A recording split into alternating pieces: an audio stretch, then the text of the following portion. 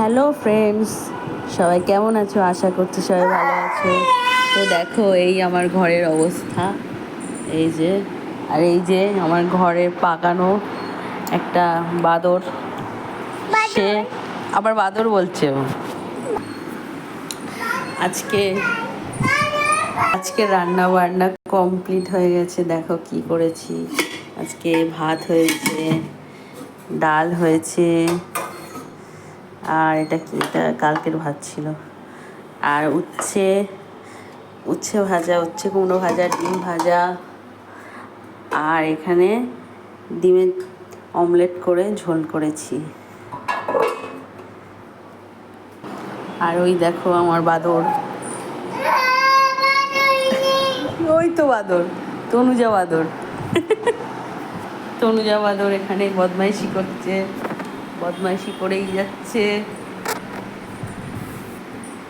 আমার আমার আর আমার মেয়ের সংসার।